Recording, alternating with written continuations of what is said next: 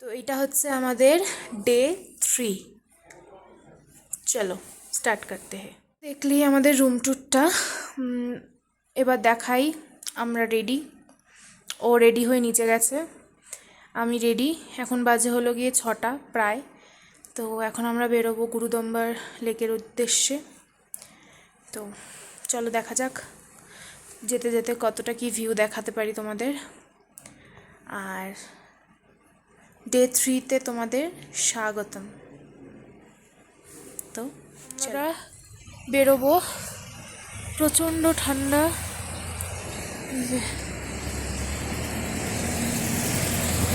তোমাদেরকে একটু ভিউটা দেখাই। ওই দেখো বরফ।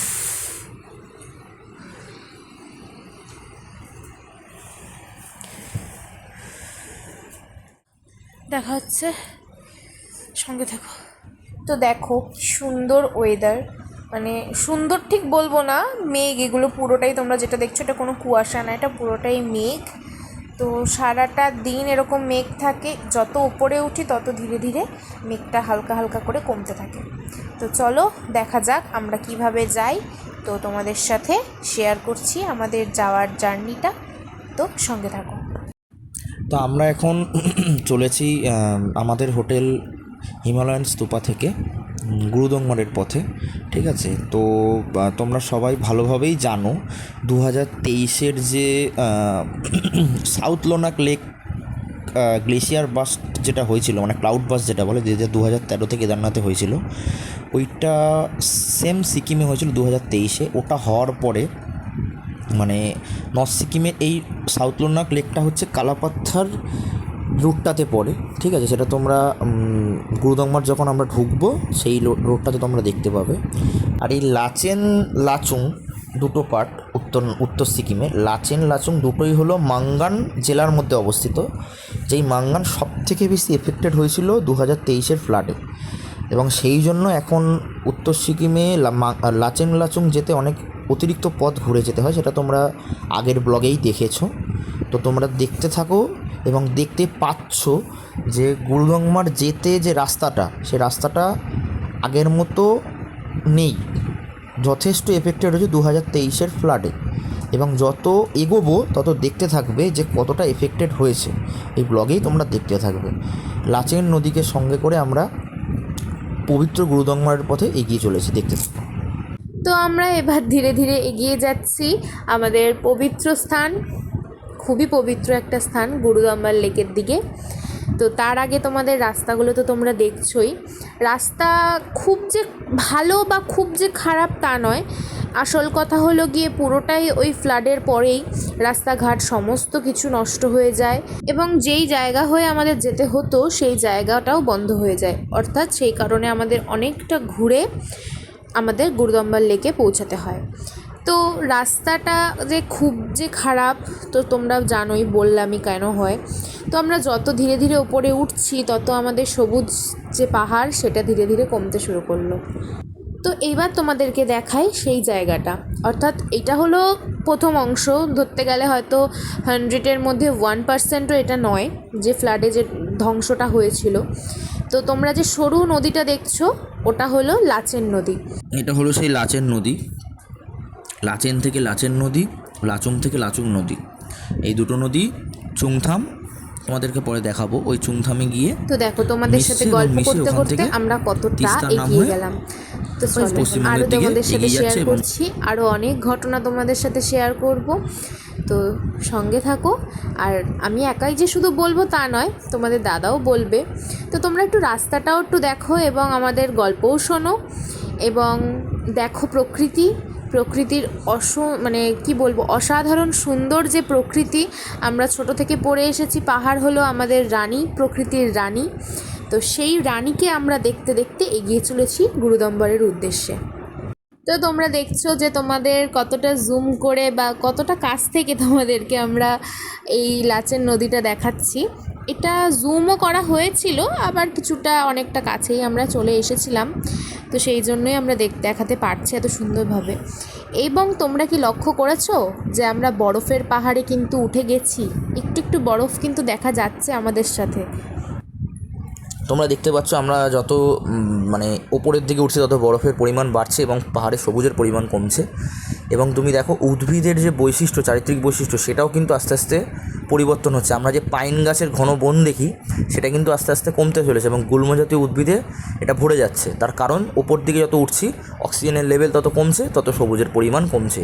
এবং তোমরা আস্তে আস্তে দেখতে থাকো যত ওপর থেকে উঠবো মানে পাহাড়ি রাস্তা যে কতটা ভয়ঙ্কর হতে পারে এবং 2023-এর ফ্লাডের ফলে রাস্তাঘাটের যে কী কন্ডিশন হয়েছে সেটা নিজের চোখে কিছুটা হলেও দেখতে থাকো আমাদের মাধ্যমে। আশা করছি তোমাদেরকে দেখাতে পারবো পুরোটা। আমরা ছোটোবেলা ভূগোল বইতে পড়েছি যে এরকম পাহাড়ি নদী তার নিজস্ব নিজের ইচ্ছা মতো নিজের আপন খেয়ালে নিজের মতো নিজে বয়ে চলে, বরফ গলা জলে পুষ্ট। এবং তিস্তা নদী হলো এমনই একটা নদী যেটা আমাদের খুব ভালো করেই জানি উত্তর সিকিমের সোলামো হ্রদ সেটা হচ্ছে দোংখা গিরিপথের কাছে অবস্থিত। সেই হ্রদ থেকে উৎপন্ন হয়েছে এবং উৎপন্ন হয়ে এই লাচেং, লাচুং এগুলো বিভিন্ন ছোটো ছোটো মানে কি বলবো তোমাদেরকে, এই ছোটো ছোটো মানে পাহাড়ি বিভিন্ন হিমবাহ থেকে উৎপন্ন নদীর জলে পুষ্ট হয়ে যেটা চুংথামের দিকে লাচেং লাচুং নাম নিয়ে গিয়ে ওখানে চুংথামে গিয়ে একসাথে মিলিত হয়ে যেটা নিচের দিকে তিস্তা হয়ে প্রবাহিত হয়েছে। এটা ফারাক্কা ব্যারেজের মাধ্যমে ফারাক্কা থেকে বাংলাদেশে প্রবাহিত হয়েছে। তো এই তিস্তার পুরো গতিপথটা যদি বুঝতে হয় নর্থ সিকিমে তোমাদের আসতেই হবে। এবং তার মধ্যে লাচেং লাচুং অত্যন্ত গুরুত্বপূর্ণ দুটো জায়গা।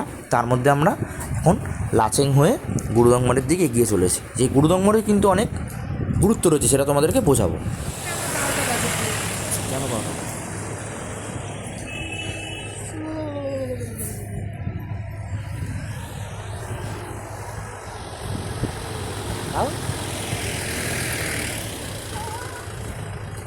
দেখো আমার বহু ঠান্ডায় জমে গেছি, তো আমার সেরকম ঠান্ডা লাগছে। এটা হচ্ছে যে থাঙ্গু ভিউ পয়েন্ট, ঠিক আছে। এখানে আমরা একটু হল্ট করেছিলাম। এখানে আমাদের হায়েস্ট ধোসা ক্যাফে আছে। একটা চেকপোস্টে আমাদের চেকিং হলো, পারমিট চেকিং হওয়ার পরে আমরা সুন্দর করে গুরুদংমারের উদ্দেশ্যে রওনা দিলাম। এইবার তোমাদেরকে গুরুদংমারের ব্যাপারটা বলি। গুরুদংমার কিন্তু মাঙ্গান জেলার মধ্যেই পড়ে, ঠিক আছে। মানে তিব্বত চীন মানে ইন্দো তিবেটিয়ান বর্ডার যেটা বলে, মানে যেটা কন্ট্রোলে থাকে হচ্ছে আইটিবিপি, ঠিক আছে। আইটিবিপি ওটাকে দেখভাল করে এবং আর্মি তো আছেই সেখানে অবস্থিত। আর এটা হচ্ছে ভারতবর্ষের এবং বিশ্বের দ্বিতীয় সর্বোচ্চ হ্রদ। প্রথম সর্বোচ্চ হ্রদ তো সবাই জানো তোমরা, ছোলামু হ্রদ, যেটা ওটা উত্তর সিকিমেই আছে, ঠিক আছে। এটার উচ্চতা সমুদ্রপৃষ্ঠ থেকে 5183 মিটার হলো, মানে 17,400 ফুট। তো এইবার ব্যাপারটা হচ্ছে গুরুদংমারের কিছু হিস্ট্রি তোমাদেরকে বলি। যখন তোমরা গুরুদংমারে আমরা ঢুকবো তখন তোমরা একটা জিনিস লক্ষ্য করবে, ওখানে তো অতিরিক্ত হাওয়া, ঠিক আছে। ওখানে বেশিক্ষণ দাঁড়ানো যায় না, তাও চেষ্টা করবো তোমাদেরকে দেখানোর ব্যাপারটা।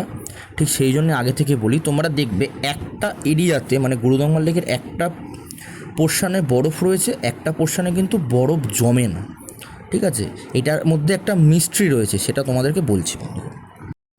এবং গুরুদংমারের এই ইতিহাস সম্পর্কে বলার আগে তোমাদের আরেকটা জিনিস জানাই। এই আমরা একটুখানি বাদে যে রাস্তাটা থেকে ডান দিক ধরবো, সেখান থেকে বাদিকে একটা রাস্তা চলে যাচ্ছে কালাপাথরের দিকে, যেটা তোমাদের সাউথ লোনার লেক ওই রাস্তাটা হয়ে যাওয়া যায়। ওটা যেতে দেয় না, ওটা একদম চীনের বর্ডার এরিয়াতে, যেটা বাস্ট করেছিল 2023-এ। আর ডান দিকে দেখতে পাচ্ছ লাচেন নদী, আর ডান দিকে চলে যাচ্ছে গুরুদংমার। এই হচ্ছে ব্যাপার।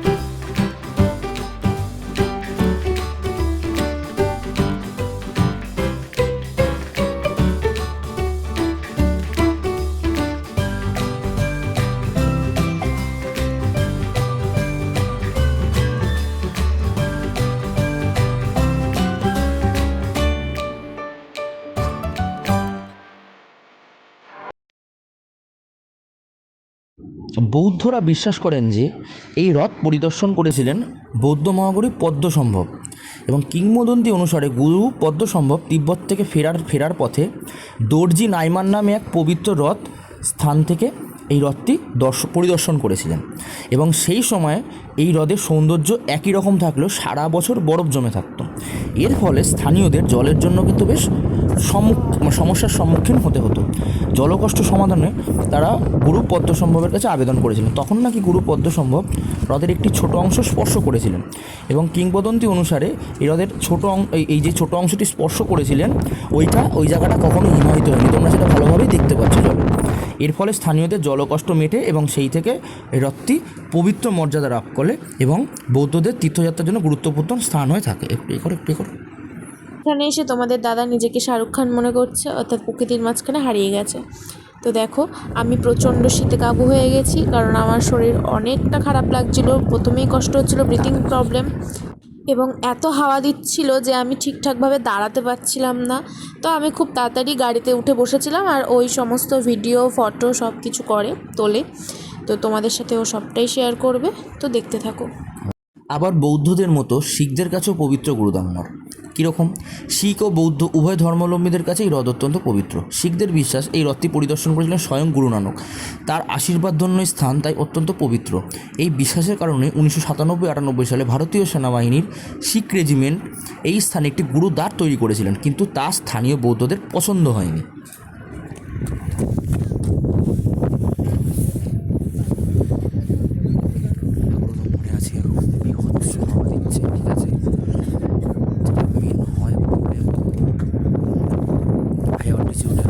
সিকনেস একটা হয়, পুরো একদম দেখো তোমরা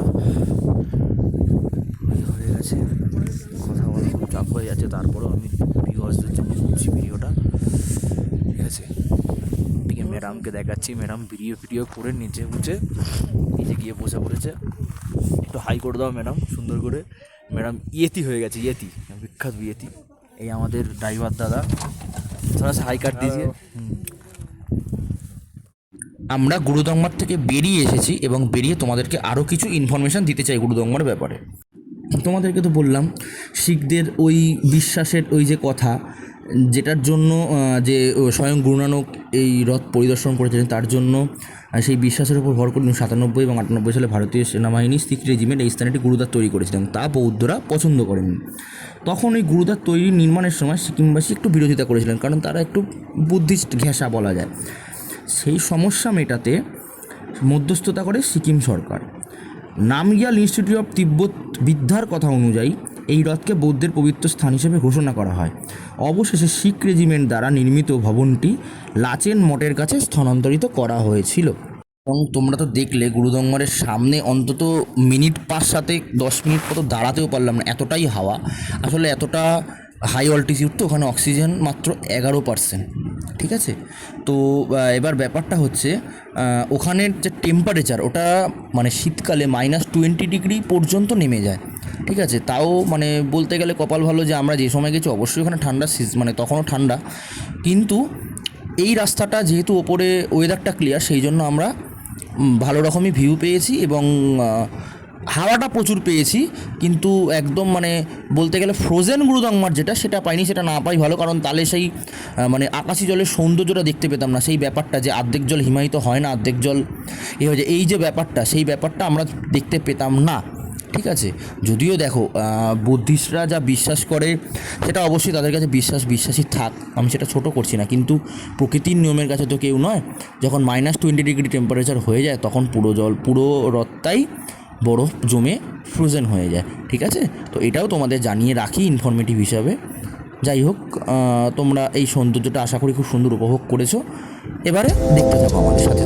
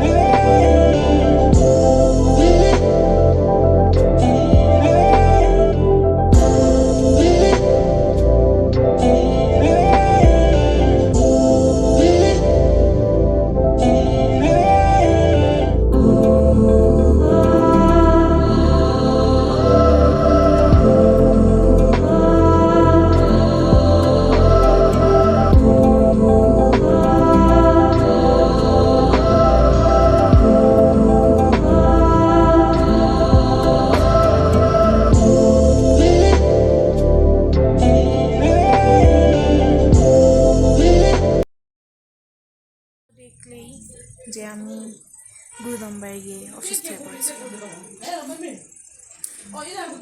যাই হোক, এখন আবার এসছি আমাদের সেই হোটেলটাতে লাঞ্চ করতে। লাঞ্চ করে তারপর বেরোবো।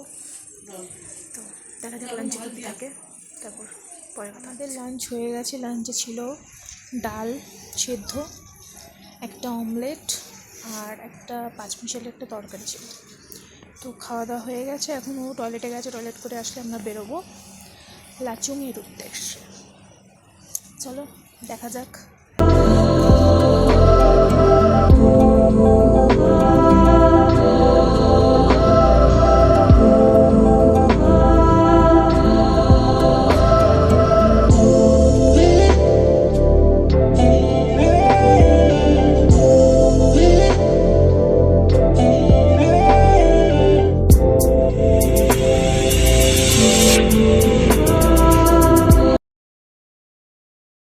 তো আমরা এখন আছি বচ্চন ফলস, অর্থাৎ অমিতাভ বচ্চন ফলস।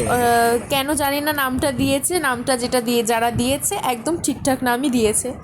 তো এটা হচ্ছে লাচুং ঢোকার আগে এই জায়গাটাতে আমরা দাঁড়িয়ে একটুখানি কিছু চা কফি খেয়ে খাওয়া দাওয়া করে আমরা বেরোলাম লাচুংয়ের উদ্দেশ্যে। তো চলো দেখা যাক লাচুংয়ে যাওয়ার সময় কি কি দেখি। অর্থাৎ প্রচণ্ড বৃষ্টি, মানে এত বৃষ্টি হচ্ছিল আমি জানলাই খুলিনি, তাই বাইরের পরিবেশও সেরকম একটা পরিষ্কার তোমাদের দেখাতে পারছি না। আর বাইরে পরিষ্কার ছিলও না, কারণ প্রচণ্ড কুয়াশা ছিল, তারপর বৃষ্টিও হচ্ছিল। তো দেখো কিভাবে যাই আমরা কষ্ট করে।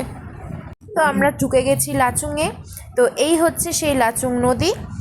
তো এইবার আমাদের লাচুংয়ে যে আমাদের হোটেলটা ছিল, তো চলো আমরা সেখানে যাওয়া যাক। আজকে আর শরীর ভালো লাগছে না, তো আজকের ব্লগটা এখানে এন্ড করছি। দেখা হচ্ছে ডে 4। ততদিন তোমরা ভালো থেকো, সুস্থ থেকো। টাটা।